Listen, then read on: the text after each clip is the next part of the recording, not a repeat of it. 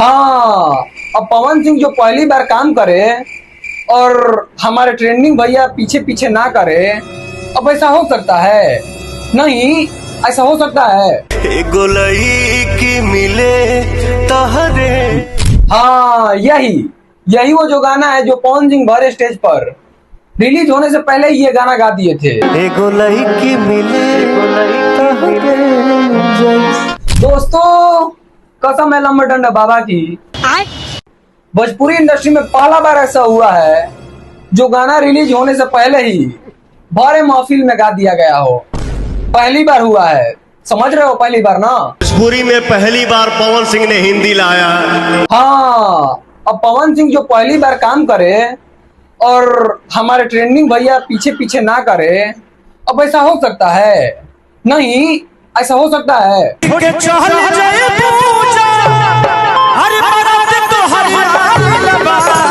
हाँ, मतलब इसी बात पे पवन सिंह बोलते हैं ना, क्या कर बस जो पवन सिंह ने कर दिया है ना उसी पे रेंगे हो।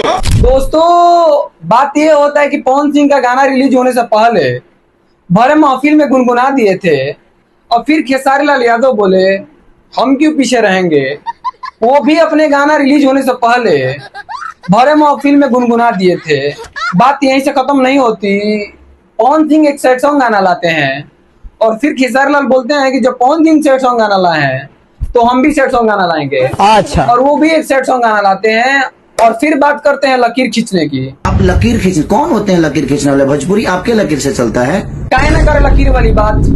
जब आप पवन सिंह का पूछी पकड़ के पीछे पीछे चलेंगे तो लोग तो बोलेंगे ही। अगर आप पवन सिंह के आगे आगे चलते तो लोग नहीं बोलते, और जब पवन सिंह के ही पूछ पकड़ के आपको चलना है तो लोग तो बोलेंगे ही। चलो दोस्तों, खैर देखा देखी गाना ला ही दिए हैं तो वो भी देख लेते हैं। गाना का क्या नाम है भाई?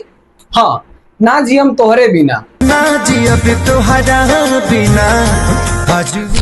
वाह, खेसारी लाल के इस गाने में खेसारी लाल का नाव का स्टोरी दिखाया गया है, जो कि एक बहुत अमीर लड़की से प्यार करते हैं, लेकिन जिस लड़की से खेसारी लाल यादव प्यार करते थे उस लड़की का शादी किसी और के साथ होने लगा और खेसारी लाल जात के तो नाव थे और उसी के शादी में खेसारी लाल अपना जो कर्म कांड नाव का होता है वो कर रहे थे।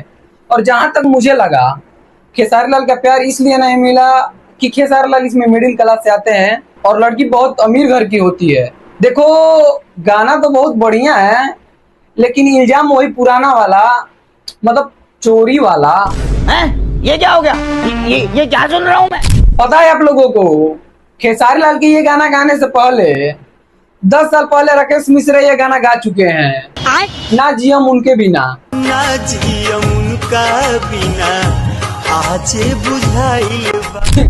लेकिन मुझे ये समझ में नहीं आ रहा कि ये जुगा जुगी में गाना गाकर क्या दिखाना चाहते हैं भाई। खैर, कहीं भी गाओ ना, मुझे क्या। ना जियम उनका बिना आज बुझाइल।